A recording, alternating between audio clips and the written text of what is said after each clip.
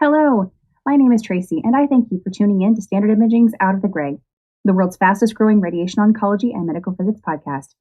If you haven't already, please be sure to subscribe and share with your colleagues, friends, and family to help these stories continue their reach. Without any further delay, let's jump into this latest conversation.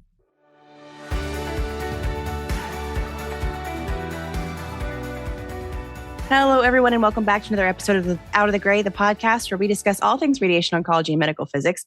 Today, incredibly privileged to have with us Dr. Roland Teboh from Hackensack. Dr. Teboh, how are you today? I'm good, Tracy. How are you? I'm doing fabulous. Thank you so much for taking time out of your busy schedule to join us here and share a little bit of your story. I cannot wait to hear it. Absolutely. And I just want to say thank you as well, Tracy, for this opportunity. So before we continue, I just want to make sure that I let you and your listeners know every opinion that I say here is mine and does not represent my current employer, Hackensack Meridian Health, nor any of my professional affiliations. Just want to make sure I have that disclaimer out there. Absolutely. So a little bit about me. I have a bachelor's degree in physics from the University of Buea in Cameroon. Cameroon is in Central Africa. So immediately after my bachelor's degree, I moved to the United States to study physics. I had a full scholarship to do theoretical physics. So this was in Michigan Tech University in Houghton, Michigan. After a few months of my study, I never knew about the field of radiation oncology physics until I got to the States. So after I learned about it from a family friend, a mentor, whom himself is a very accomplished medical physicist, I decided to talk to my mentors at the time. I was very fortunate that I had excellent mentors. They were understanding, and they decided to work with me so I can have a master's in my current program. And then, as an international student with, I would say, very low financial background, I had to rely on scholarships. So I applied for a scholarship and I got into a doctorate in biomedical physics. This was in Oakland University. So I was in Oakland University for like a year. My dream program actually was to study radiation oncology physics in Texas. So I had applied to the Texas program, but for some reason, looks like they had tried to contact me and they couldn't get to me, maybe the wrong email. So a year later, I still reached out to them, just to ask them what's going on with the applications for the current year. And the secretary was like, "Oh, we're looking for you." So that's how I got into Texas, and I completed my doctorate in radiation oncology physics. I was there for like 4.5 years. Immediately after that, I stayed in Texas Cancer Clinic as a physicist for like 4 months. And then I had a great opportunity to join Johns Hopkins in Baltimore as a fellow. So I went to Johns Hopkins University School of Medicine. I did a fellowship for like 1.5 years. And was very lucky to be hired immediately after that as a radiation oncology physicist at Hopkins. And then after like 1.5 years as well in that role, I was promoted to head the SBRT, stereotactic body radiation therapy program. And then I was at Hopkins for a little over 5.5 years. By the time I left Hopkins, I was the residency program director of the medical physics residency program. And I had a very difficult decision to make when I had an opportunity to move to my current employer, because I had prospects at Johns Hopkins, but I wanted to challenge myself because at the time, my current employer, they were looking for somebody who can help develop their SBRT program. So I took that upon myself as a challenge. I joined the program and I was very lucky. I have excellent team at my current program. So together with my colleagues, we developed, I would say, a very formidable SBRT program. We've treated hundreds and hundreds of patients. And so currently I am an associate professor of oncology in the School of Medicine. I am also the director of clinical physics in radiation oncology, and also the residency program director of their medical physics residency program. I guess that's a lot. Yes, I'd say so. Quite the plateful you have there. Thank you. Absolutely. My goodness, so many things, so many questions. I'm interested to know, because we have a large student listener base, and a story like yours coming internationally to the United States, and seeking out opportunities to learn in medical physics. I know that's not the easiest path. I know that there are obstacles in the way.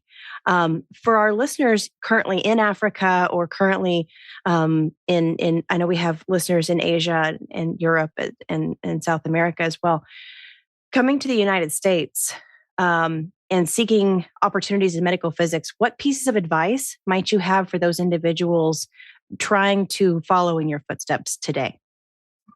Yeah, that's a great question, and it's really my wish to introduce this field to as many people that come from where I come from, so they can hopefully give back to their communities. So to get into medical physics, in particular, to do what I do, radiation oncology physics, the pathway has really been narrow nowadays. So you really have to have graduated from a CAMPEP accredited program. And that means either a graduate program, and then for folks who have PhDs in different disciplines like physics, engineering, or some other science-related field, there is a pathway for them, and that is to complete a CAMPEP accredited certificate program. And this is a 1-year program, and that will then allow you to get into a residency training. At the end of the day, you want to get a residency training because that's what allows you to sit for the board exams. And so that's what the field is. So, but that's just a pathway for, just speaking to international applicants. It's just hard work. It's hard work and hard work and hard work, nothing more than that. Yeah. Just keep after it, huh? Yeah. Yes. That's amazing advice. I've received this question a few times during my duration here hosting this show from international listeners on what steps and who they can reach out to, and who folks can kind of lean on for advice. So I know that is appreciated and will definitely help some folks out in the field, even domestic students here, in the United States, kind of looking for that next step into medical physics. It's important. So correct. As a director of a program there at Hackensack, right? You're the program director there. Yes. How many students per year are taking part in your residency program now? Okay, so we limit it to 2 students at any time in the program. There is 2 students, so there is a senior resident, and then there is the junior incoming resident. So that means every year we only admit 1, unfortunately. Last year we had like 72 applicants, and we only had to select 1, and that's sometimes really not very good, because you see so many great candidates, and you just have to pick 1 of them. And yeah. Hopefully in the future, this number can be increased based on funding and funding opportunities. We can increase this number. But right now, the number that we have is 2 at any time in the program. It sounds like a pretty standard number throughout the field. A senior and a junior resident at any given time is pretty standard. I had heard something recently from a program out of Arkansas. They're currently taking on, as members of their team, medical physics assistants, MPAs. Is that something that your program is currently working on as well? No, we are not doing MPAs, medical physics assistants, for now, but it's actually a great way, and I'm happy you brought that up. because our first resident, who is in his second year now, was actually a medical physicist assistant from Mayo Clinic in Arizona. So I think it's a great way for folks to kind of earn some money, and at the same time you learn about the field, improve your credentials, so that you're competitive when you do apply for residency programs. Yeah, it seems like an interesting field. I know when I was clinical, it wasn't something that was incredibly common, but as the years have passed, I feel like there are more and more MPA positions popping up around the country, and it's a good thing to see. That's correct. That's correct. Absolutely. Fabulous. I've heard nothing but amazing things about the Hackensack program. I know you guys are moving forward and with the latest and greatest in technology, and you have all kinds of wonderful things going on. What is the latest out of Hackensack? What's new there? Right. I'm happy you asked that question. So, we and hopefully our listeners who might be thinking of applying to residency programs, should consider us. I can give you a brief summary of what we have at Hackensack. In terms of technology, so we have 3 variant true beams. True beams are really like the solid linear accelerators. And then we have a gamma knife icon, which is the latest gamma knife that is capable of image guidance with the C-arm CBCT. Mm-hmm. And then we also have 2 Accuray tomotherapy units. So we have the legacy Tomo Edge, which is an older tomotherapy unit. And then we have the latest RadExact system. The RadExact system is capable of doing what we call real-time tumor tracking using synchrony. So those are great opportunities, for an incoming resident to learn these technologies. And then what is also exciting is we are bringing a new technology called biology guided radiation therapy, BGRT. It's actually right now is in the works. Hopefully by the end of 2023 or before the end of that year, we will be treating patients with that new technology. And this technology is from a company called Reflexion. And by my count, by the time that we probably install this, we will only be the 6th facility having this technology. So very briefly, what BGRT does is it has a PET unit, PET for positron emission tomography on the LINAC. And then it also has a CT unit on the LINAC, and it has a LINAC itself. So it's like 3 in 1. The PET is taken up by the tumor. And so the unit, it turns the tumor to a fiducial. So you're targeting exactly what you ought to be targeting to treat. So you image, and then you send the signals back to the system, and it attacks the cancer cells. So that is such a cool device, wow. BGRT, and we are very excited as a group to be having this technology. That is fantastic. Yes, I've seen little bits and pieces here of these amazing units going in. 6th in the country, or 6th? Yes. Wow. Okay. Yes, we will probably be the 6th in the country. Yeah. That's fantastic. I'm so excited to learn more, because the development of linear accelerators over the past 20 years has just been mind-boggling. Coming from MLC, right. Starting with, the very old machines, but the MLCs, and then moving on to things like Gamma Ray and CyberKnife, and which you guys are clearly highly experienced with, and now all the way in, past MR, Linacs, all the way to PET. How does it? So in injectable dye, I guess, sort of into the patient, and a tumor uptake, and then visualized with imaging. That's correct. Exactly. You put it right. Yes. So you have a radio tracer that is taken up by the tumor. And so the image that you're getting is the image of what you want to treat. So if the tumor is moving like a long tumor, you know exactly where that tumor is. And then you can redirect the radiation beam to the tumor. So you can do real-time tumor tracking. So it's a very amazing concept, and we are very excited to have this BGRT. And just to make sure, the BGRT itself, like you correctly pointed out, it's a linear accelerator that just has this additional capability. It's been FDA approved for SBRT, regular IGRT for SBRT, but it's still pending FDA approval for that BGRT component, the biological guided radiation therapy. Hopefully, by the time that we go live, this will be FDA approved. That's amazing. So when that happens, would your planning then be on the fly? Would you have a starting place, I suppose, like a treatment plan that you've done, like a traditional treatment plan, and then on the fly adjustments being made as the patient is imaged and treated?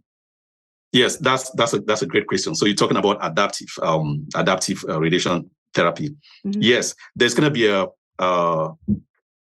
reference plan that you pre-plan before the patient comes, and they are not quite there with that adaptive component because, as you know, for adaptive, the speed has to be very fast, like have a patient on the couch. That is what they are working towards, that you can plan on the fly, adjust things the way you see it, and treat. But what they are doing is that they are taking a reference plan, and it's the same reference plan that they're going to be delivering, but they're going to be modifying where the beam redirects to based on what they are detecting, because a tumor, like lung tumors, to move, or abdominal tumors to move. So once they get that signal, they quickly redirect the same pre-plan to where the tumor is. It's fascinating technology. I cannot wait to see it get off the ground and start making a major impact, because those that eliminates the over-treatment, under-treatment, the moving target struggle that we have been battling since the dawn of our field. Yeah, absolutely. Absolutely. Couldn't agree more. Yeah. Exciting stuff. So with this technology, because I'm a radiation therapist by training, so of course my brain goes directly to immobilization. Is there a special set of immobilization techniques or products that have to be used in concert with this particular type of machine? No, not quite. So the immobilization that we use right now are still going to be applicable. So, for example, for abdominal and lung, we typically just put the patient in the mole, and then the regular immobilizations that we sort of use, and the wing board, it's going to be the same thing that is going to be used. So, as you know, and I have taught in therapy school as well, I always emphasize that immobilization is all about simplicity. You make it as simple as possible, and you want the patient to be as comfortable as possible. Because once you make it complicated, then whatever you're trying to achieve, you're working counter to that. So you keep it simple. So we have the mole, build a simple mole, and then we have the wing board, so that you put the patient's arms over their head, and it's that simple for the at least for the abdominal and thoracic lesions. That's so interesting. And is this going to be? So I'm hearing SBRT, but I haven't heard anything about SRS at this point. Is that in the future for this as well? Yes, SRS is SRS. Just to make that clarity for our listeners. So SRS for stereotactic radiosurgery is when we refer to brain treatments, and SRT when we fractionate it for brain and for spine as well. So this BGRT is actually available for SRT. That one is already FDA approved. So if we get this system installed in early 2023, we can bring patients and actually treat them for SRS and SRT. The tumors in the brain, they do not move. We immobilize them. We don't have any issues with motion management. It's when you treat lesions in the lung, in the pancreas, liver, that's when we worry about motion. And that's where the BGRT for real-time tracking is actually beneficial. Yes, absolutely. In thinking about how that would work, I could definitely see the advantages there, and it definitely there's a bright future ahead of this for sure. Absolutely, absolutely. That's exciting tech. We will now take a quick break from our discussion to chat about our sponsor, Standard Imaging. With 31 years of dedication to good physics, we are here to help meet medical physics QA requirements accurately, safely, and efficiently. Our teams are looking forward to helping you select the best tools for the job and are only a click away at www.standardimaging.com. You'll find information about our comprehensive total QA solutions, find access to high-quality customer care, support, and your regional account manager. We look forward to working with you and developing your program. Please feel free to reach out anytime. So how many vaults are currently a part of your program? Because I think this is the fourth machine now. That's correct. That's so let me do the count right now. So we have 3 true beams. That will be 3. And then we have an older variant 21EX. So this is a specialty. We keep this in the inpatient clinic. That's where we treat our inpatients. And that's also dedicated to our total body irradiation. We do a lot of TBIs. And so we have that vault. And then we have the Gamma Knife suite. And then we have the 2 thermotherapy units. So that is already like 7 external beam systems. And then we are going to have this BGRT. That will be the 8th. In addition to that, we also have a very hectic HGR program, brachytherapy, where we treat I'll say approximately 6 to 8 patients a week on the HGR unit. So that's a very busy program. Wow. That's such a lot. I know I mentioned at the top that you have such a full plate, but between the residency program and 8 Linacs and an HDR, and my goodness, it seems like such a load. And we have an excellent team, excellent colleagues. We work very collaboratively, and we help each other out, and we challenge each other. And, I believe we do an excellent job for the program. So the resident can be rest assured that when they join our program, they'll be joining a program where they're going to be challenged and they're going to learn a lot. And just to kind of mention, the goal of our residency training program is to accomplish 2 main things. 1, to prepare the residents so that by the time that they graduate, they can practice as independent clinical radiation oncology physicists. That's number 1. Number 2, we want to train the residents so that they can easily pass their ABR board exams. So those are the 2 main pillars on which we build the residency program. Absolutely, without a doubt. Absolutely. That independence is required, and you see that in medical physicists that come from the quality programs. You can see that independence and that willingness to kind of jump in there and do the hard work.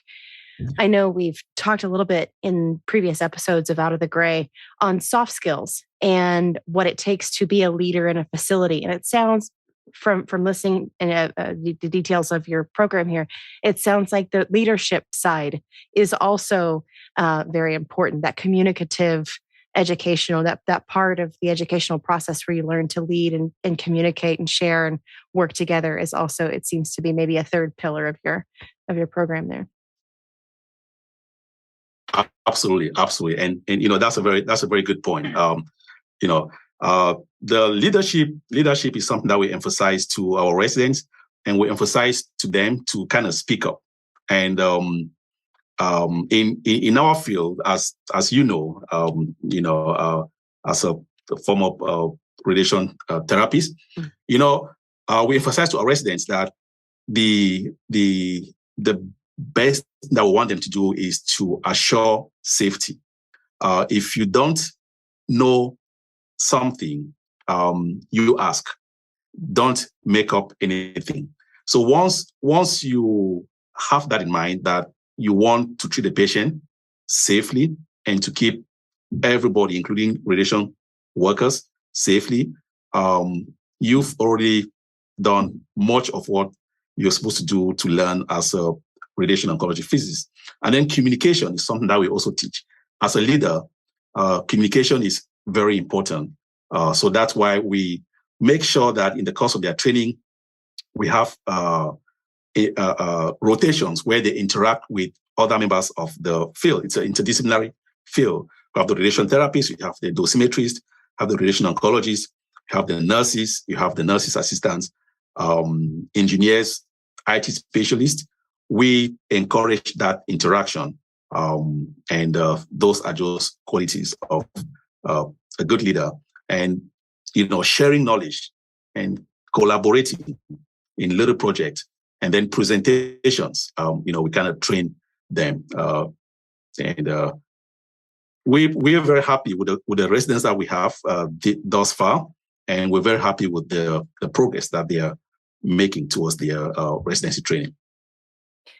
It's really fantastic to hear, and an admirable part of the educational process to emphasize those skills, because we are truly a very interdisciplinary world in radiation oncology. There's so many different facets. There's, as you said, the nursing, the therapy, but also the different departments in the hospital. And we had anesthesia teams and CART teams and code teams and different, different GPs and things of that nature that we work with. So having a portion of the program focus on interdepartmental communication as well as intra-departmental communication, that's really an admirable quality of any program, and something that I'm sure future applicants would jump at the opportunity to take advantage of. Thank you. Thank you so much for saying that. Absolutely. I couldn't agree more. Yeah, certainly. Yeah. It's interesting too to see the development and the growth and those seeds being planted, because once those seeds get planted, as your residents go on to other places, they tend to propagate those same characteristics, and it only makes our field a better place. It's always good to see. Absolutely. So kudos to you and your team for implementing such an amazing program. Absolutely. Thank you so much. Thank you for saying that. Yeah, absolutely. And one thing that I also wanted to, to bring up is, coming from Central Africa, the cancer burden in so-called low and middle income countries, it's something that, thinking about it, it's something so emotional to me. I have been blessed and lucky to have come to this country, like 2 decades ago, and given the opportunity to learn from the best. And I appreciate all my mentors, from my doctorate mentors to my current mentors. But the one thing that is in me is how can I contribute as somebody living in this part of the world to alleviate the cancer situation back in West Africa, Sub-Saharan Africa, where I come from. I wrote some statistics down, which I wanted to share with you. So in the latest publication of Globocan, that is in 2020, there were 19.3 million new cancer cases. And guess what? More than 2/3 of these new cases occurred in low and middle income countries. That is more than 60% in 2020. So that is a lot. That is, and then disproportionately, the machines that help in treating like radiation therapy, we call these teletherapy machines, or machines for external beam radiation therapy, are very important because, as you know, cancer patients can be treated with surgery, chemotherapy, radiation therapy. But we know that more than 50% of all cancer patients are going to get some form of radiation as part of their treatment. Yeah. Even though 60% of new cancer cases in 2020 came from low and middle income countries, in terms of these machines that are life-saving, in high income countries, there were 9 teletherapy machines for every 1 million population. Whereas in the low and middle income countries, there is less than 1 per 1 million. So that is just a very disproportionate thing. And then because the low and middle income countries, not just Africa, it's parts of Asia, parts of South America, etc. But just to focus on in Africa, for example, there were 1.1 million new cases that were diagnosed in 2020 and 700,000 deaths. So if nothing is done, in the year 2040, this number is going to double to 2.1 million new cases and 1.4 million deaths. So it's very easy to get carried with these numbers, and but as a professional in this field, I constantly think about this and wish for means that one can intervene and share some of the knowledge that we've acquired here and transfer this to low and middle income countries. On a personal level, I have many friends and family members. I cannot think of anybody from that part of the world that has not had any either close friend or close family member that has been affected directly or indirectly by cancer. So it's really something that I wish that somebody in some of these governments, because the means are there, but it's most of the time it's just the lack of knowledge and maybe mismanagement and misguided information that they do not pursue cancer policies, to kind of help the masses. Just thought I wanted to put that out there. And I can also just tell you some good news, at least in the US. I read a report just a couple of days ago, and this is a recent publication that in January 2022, there were 18 million cancer survivors in the United States. 18 million.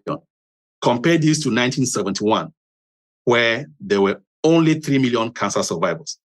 So that means in this part of the world, there is some good news.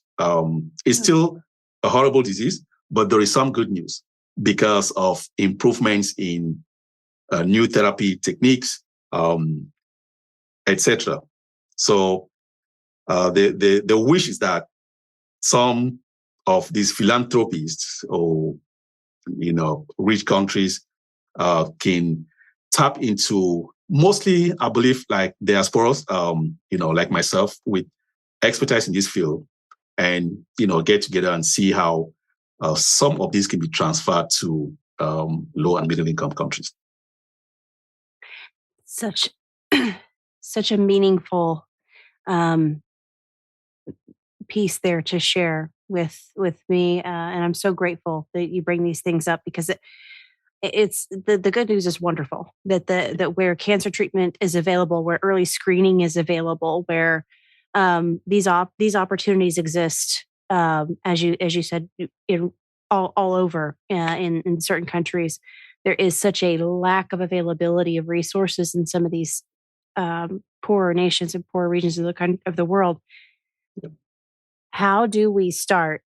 What is step one? I know there are philanthropic groups out there. I've had a couple of members of these groups come here on the show and share their stories of and highlight some of the different opportunities to help and donate resources and time.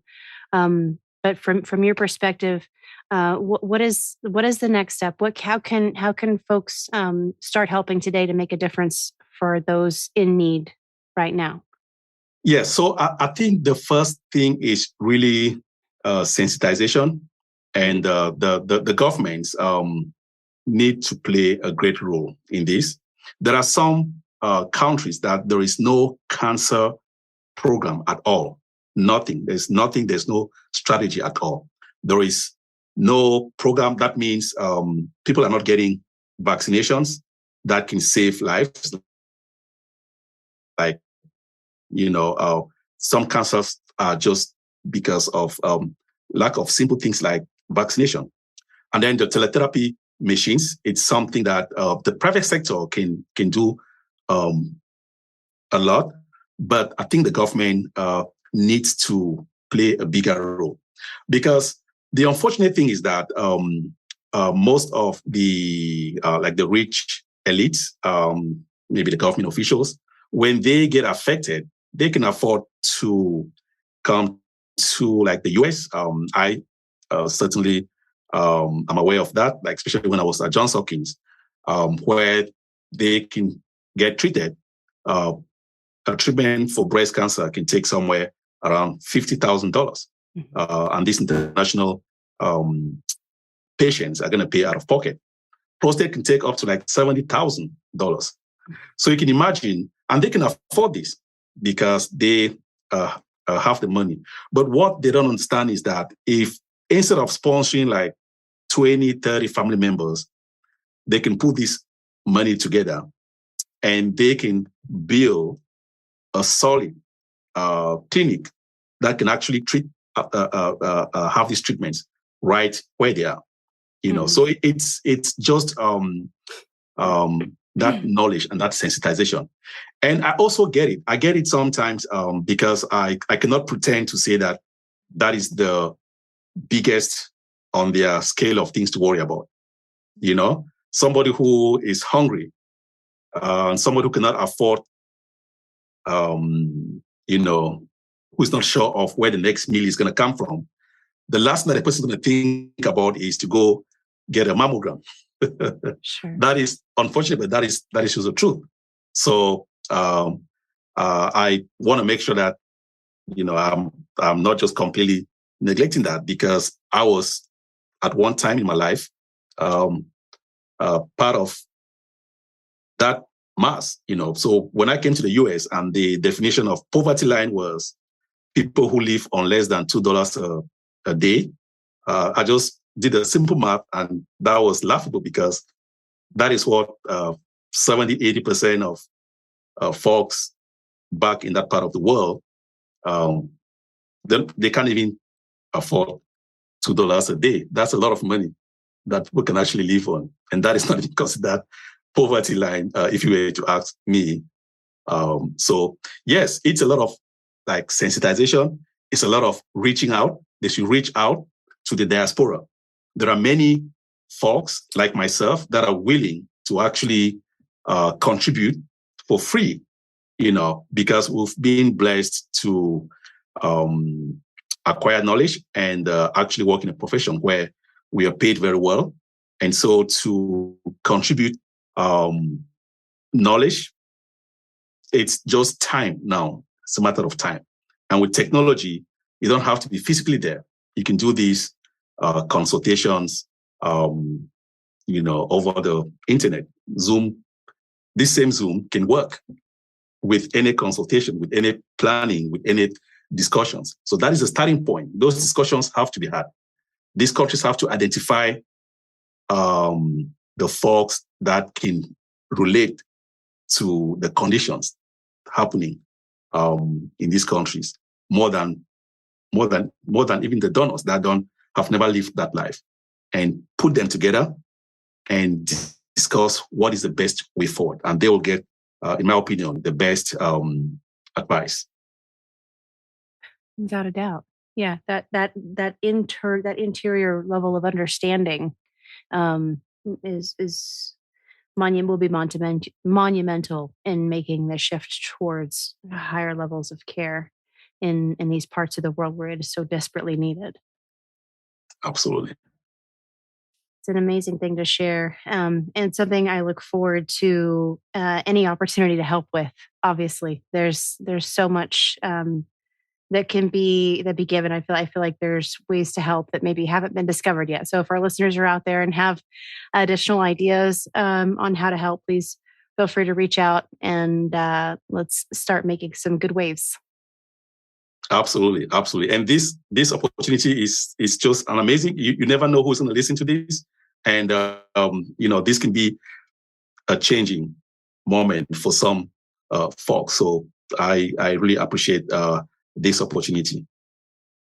My pleasure and honor to get the opportunity to chat with you and to potentially have a hand in initiating this series of dominoes that'll fall and put the resources in the right places. Absolutely. Well, I certainly thank you so much, Dr. Teboh, for taking time to chat with me today. I know I've used up quite a bit of your time. Is there anything else you'd like to share with myself or our listeners before we wrap up today? No, I also just want to thank you, Tracy. Thank you so much. Really appreciate the opportunity. And I encourage, again, folks that are looking forward to getting into this field to think about our program. You're not going to regret joining our program. I have excellent colleagues that do a wonderful job. And I really thank you again for the opportunity. A pleasure and an honor again, for sure. I couldn't be more grateful. I absolutely agree with you 1,000%. The folks considering entering medical physics residency program, Hackensack is a treasure trove of amazing skills and opportunities. So we'll definitely look forward to the future of that program. And I cannot wait to see what comes out of all of the amazing new tech you guys are implementing, the fascinating programs and the things you have going on. It's really a sight to see. And I cannot wait to check you guys back out and get an update here in the next few months. Absolutely. Thank you so much. Thank you. Folks, if you're still hanging out with us, we have had the absolute pleasure of chatting with Dr. Roland Teboh of Hackensack, an incredible resource, wealth of knowledge, and a true gem of an individual. Thank you again for chatting with us. We've had a blast having you with us today. We look forward to seeing you next time. Thank you so much. Have a wonderful day.